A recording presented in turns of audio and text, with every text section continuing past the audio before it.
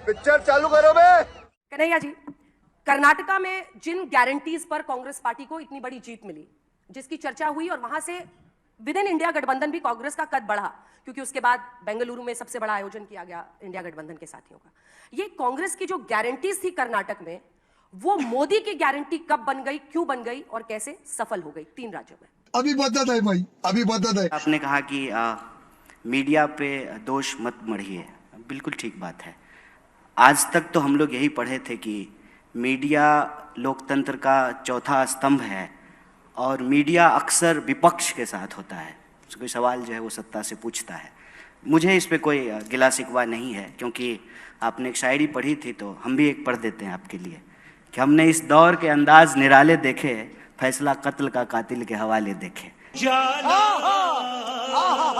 लेकिन मैं आपको इन सब चीज़ों के अलावे विशेष रूप से इस बात का धन्यवाद देना चाहता हूं कि आप गारंटी शब्द लेकर के आए।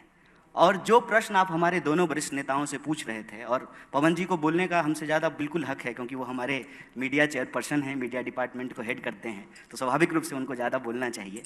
लेकिन हम आए हैं यहाँ पे इनके साथ इसलिए कि हमारे पास आज इस देश को देने के लिए एक अल्टरनेटिव है, एक मॉडल है। और आपने चाहे मतलब ट्रोल करने के लिए ही सही या आरोप लगाने के लिए सही, आपने एक बड़ी अच्छी शब्द का इस्तेमाल किया कि कांग्रेस पार्टी की गारंटी की वजह से कर्नाटका में हमको जीत मिली। तो वो जो गारंटी थी वो मोदी जी की गारंटी कैसे बन गई? और मेरा ये मानना है कि कांग्रेस पार्टी ने इस देश में एक टेम्पलेट सेट किया है। टेम्पलेट ये सेट किया है कि इस देश में सरकार और जनता के बीच में एक संबंध है। संबंध ये है कि जनता सरकार को टैक्स देती है और सरकार बदले में जनता को सुरक्षा, उसके जो है रोजी रोटी, कपड़ा, मकान, इन तमाम चीज़ों को मुहैया कराती है, व्यवस्था कराती है। धीरे धीरे ऐसा माहौल बनने लगा था देश में कि हम लोग टैक्स तो दे रहे हैं, लेकिन सरकार क्या देगी ये तय नहीं हो पा रहा था। और मुझे बड़ी इस बात की खुशी है कि जीत किसी की हुई हो, मुख्यमंत्री कोई बना हो, लेकिन एक बात हम सबको मुक्त कंठ से स्वीकार करना चाहिए कि एक बार फिर से लोक कल्याण, वेलफेयरिज्म इस देश की राजनीति के केंद्र में आया है। बात तो सही है। पहले क्या था ना कि दिन भर हिंदू मुसलमान की बहस में रोजी रोटी, कपड़ा, मकान कहीं छुप जा रहा था। अब तो ये बहुत अच्छा हुआ ना अंजना जी कि हमने कहा कि हम 500 में सिलेंडर देंगे, मोदी जी ने कहा कि हम 450 रुपया में देंगे। तो अब विपक्ष की तरह जो है हमारे पास ये काम है कि कल को हम सिलेंडर लेकर के दिल्ली की सड़कों पे जाएं और मोदी जी से पूछें कि आप चुनाव के वक्त बोले थे कि हम 450 में सिलेंडर देंगे, तो कब दीजिएगा? ये है देश को आगे ले जाने वाली बात, ये है सकारात्मक राजनीति। ये बड़ी अच्छी बात कही आप कि अगर हम इस देश में एक टेम्पलेट सेट कर रहे हैं कि हम बोल रहे हैं कि अगर इस देश में एमपी को, यहाँ हमारे मेंबर ऑफ पार्लियामेंट बैठे हुए हैं, अगर उनको पेंशन मिल सकता है तो इस देश में कांस्टेबल को कहीं नहीं क्यों नहीं मिल सकता है, टीचर को क्यों नहीं मिल सकता है, जो सरकारी नौकरियां करते हैं उनको क्यों नहीं मिल सकता है। अब ये टेम्पलेट सेट हो रहा है कि हम कह रहे हैं कि अगर आप इस देश के बड़े कॉर्पोरेट का कर्जा माफ कर सकते हैं, 10,60,000 करोड़ रुपया आपने माफ किया है, और आपने किसान निधि के तहत 2,60,000 रुपया किसानों को दिया है, तो ये बेईमानी क्यों? देश के मुट्ठी भर जो है उद्योगपतियों को, व्यापारियों को आप 10,60,000 करोड़ रुपया दे रहे हैं और देश के किसानों को मात्र 2,60,000 करोड़। तो मेरा मानना है कि जीत किसी की भी हो, अल्टीमेटली इस चुनाव में और इस चुनाव के बहस में एक एजेंडे की जीत हुई है। और ये एजेंडा किसका है?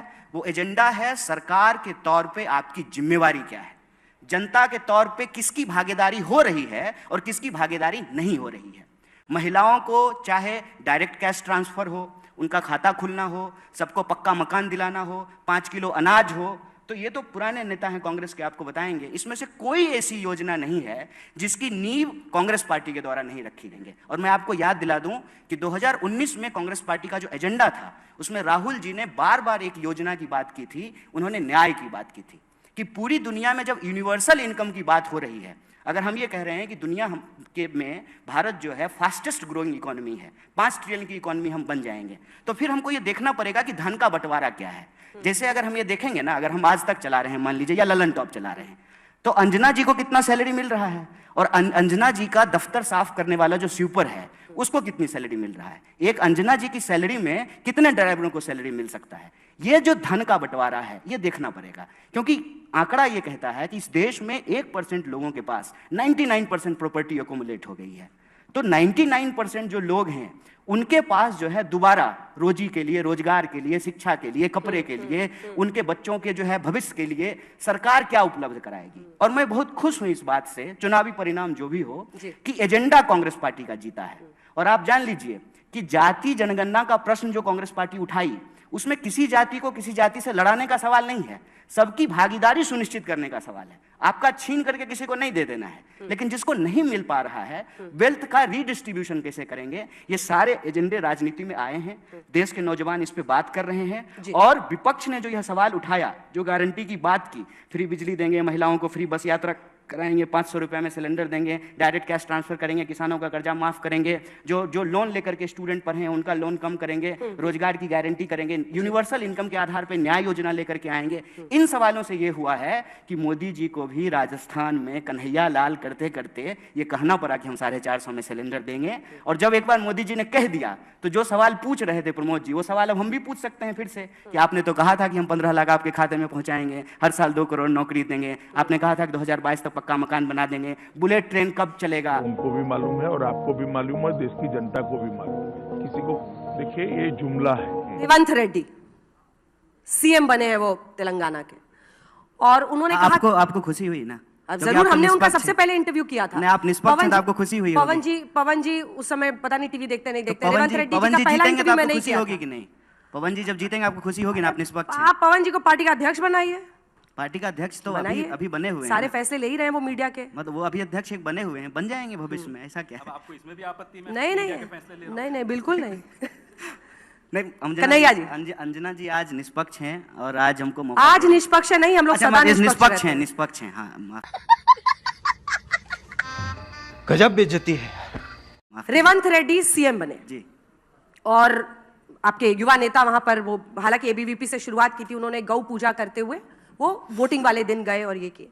कांग्रेस के जो रीजनल लीडर्स हैं वो सॉफ्ट हिंदुत्व को अपना रहे हैं, क्योंकि बीजेपी हिंदुत्व, राष्ट्रवाद और अब तमाम जितनी भी स्कीम्स हैं, चाहे वो लाडली बहना स्कीम हो, 450 में सिलेंडर हो, ये तीनों को मिलाकर जनता के बीच में पहुंच रही है। तो आपके क्षेत्रीय नेता सॉफ्ट हिंदुत्व को, चाहे वहां पर हनुमान जी का मंदिर बनाना हो, कमलनाथ जी का, या फिर एक यात्रा हनुमान जी के लिए निकालनी हो, या फिर धीरेन्द्र शास्त्री के कदमों में जाकर यह कहना हो कि हिंदू राष्ट्र होना चाहिए, क्या कांग्रेस के लिए भी एक बड़ा मैसेजिंग है कि अल्टीमेटली आपको ये कॉकटेल अब इंडिया में बनाना पड़ेगा?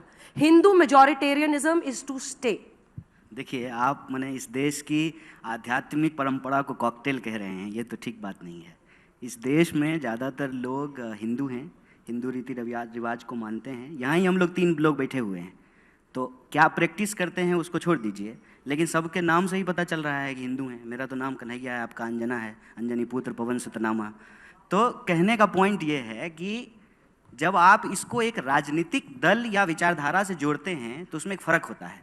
जैसे हर पुरुष पुरुषवादी नहीं होता है, वैसे ही हर हिंदू जो उस आध्यात्म में भरोसा करता है, जीने के तरीके में भरोसा करता है, पाप पुण्य सही गलत स्वर्ग नरक को मानता है, वो भी जो है ना हिंदूवादी नहीं होता है।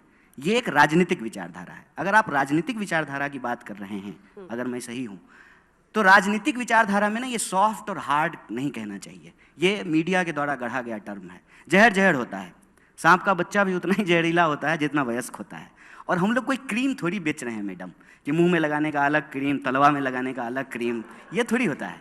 एक राजनीतिक विचारधारा है वो, और वो राजनीतिक विचारधारा जिसको आपने कहा कि हिंदुत्ववादी, उसको बीजेपी रिप्रेजेंट करती है। लेकिन कांग्रेस पार्टी हिंदुइज्म, जो इस देश का सांस्कृतिक इतिहास है, जो आध्यात्मिक परंपरा है, उसको हमेशा से मानती है। सत्यमेव जयते हमारे देश के राष्ट्रीय चिन्ह पे लिखा हुआ है, तो ये बीजेपी के पैदा होने से पहले से लिखा हुआ है ना। 1980 में बीजेपी बनी है, देश को 47 में आज़ादी मिली, 50 में संविधान लागू हुआ। तो जो भी आपको परंपरा दिखती है वो परंपरा तो चली आ रही है, और ये कांग्रेस पार्टी के बनने से भी पहले से चली आ रही है, ये गांधी जी के पहले से भी चली आ रही है। तो देश के 5000 साल के इतिहास को इस तरीके से हमको ना तू मैं की बहस में जो है रिड्यूस नहीं करना चाहिए। और कांग्रेस पार्टी ने कभी भी इस देश में किसी भी धर्म को कमतर करके नहीं आंका है। सर्वधर्म समभाव जो गांधीवादी चिंतन है उसको रिप्रेजेंट किया है। रघुपति राघव राजा राम, पतित पावन सीताराम, ईश्वर अल्लाह तेरो नाम, सबको सन्मति दे भगवान। हम सुखी, संसार सुखी तो हम सुखी। ये भारतीय चिंतन परंपरा है। मेरे ख्याल से उसको कॉकटेल आपको नहीं कहना चाहिए, ये शब्द नहीं कहना चाहिए आपको।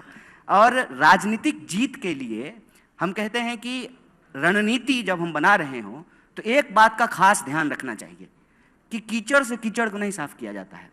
भाजपा को हराने के लिए हमको भाजपा जैसा हो जाने का जरूरत नहीं है। रही बात जनता की, तो जनता के जीवन में धर्म उसका एक पक्ष होता है। किसी भी धर्म का कोई व्यक्ति हो, भूख सबको लगती है, डर सबको लगता है, घर की जरूरत सबको होती है, नौकरी सबको चाहिए होता है। ये जो एक नया सगुफा आज के दिन में छोड़ा गया है ना, कि अपना सीना मत देखो, पेट और पीठ जो है ना दोनों सटक करके एक हो गए हैं। प्रधानमंत्री का सीना नाप रहे हैं, आसपास जो घटनाएं घट रही हैं उसको नहीं देखेंगे।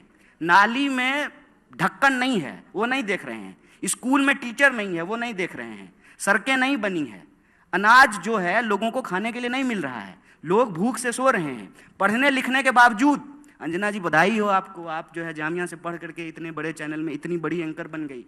आज जो आपके जूनियर हैं जो पढ़ रहे हैं, दर दर भटक रहे हैं बेचारे, उनको नौकरियां नहीं मिल रही है। एलुमनाई मीट में जाइएगा तो पूछिएगा, 45 साल में देश में सबसे ज्यादा बेरोजगारी है। ये बिक गई है गवर्नमेंट, अब गवर्नमेंट में कुछ नहीं है। ये सवाल है, इस सवाल पे हमको बार बार आना पड़ेगा। अलग बात है कि जो पवन जी थोड़ा तल्ख हो जा रहे हैं, लेकिन उनका रंज इसी बात से है। आपने कहा कि हम ऑब्सेस्ड हो रहे हैं पवन जी, हमसे आपसे ऑब्सेस्ड नहीं हो रहे हैं। सवाल ये है कि मीडिया के बारे में आज तक हम लोग यही जानते समझते आए थे कि मीडिया निष्पक्ष होता है। उसको उतनी ही खुशी होगी जब बीजेपी जीतेगी और उतनी ही खुशी होगी जब कांग्रेस जीतेगी। सरकार किसी भी की हो, सवाल पूछना है, प्रधानमंत्री कोई भी हो, उनसे प्रश्न करेंगे। इतनी ही सी तो बात कह रहे हैं, लेकिन आप भी टची हो रहे हैं, बुरा मान जा रहे हैं। कोई टची नहीं हो रहा है, आप चिंता ना करें, वो और लोग होंगे जो टची होते होंगे। अगर पलट के मैं आपको 4 शब्द बोल दूं तो कैसा लगेगा? पर मैं नहीं बोलूंगा। अब अगर तुम लोग नए हो तो सब्सक्राइब करो, वो जो लाल वाला बटन है उसके साथ स्कैम करो या फिर महफिल जमाओ, मुझे नहीं पता, बस क्लिक हो जाना चाहिए। अब मैं भी जा रहा हूं, मुझे पार्क में स्टंट्स मारने जाना है। बाय।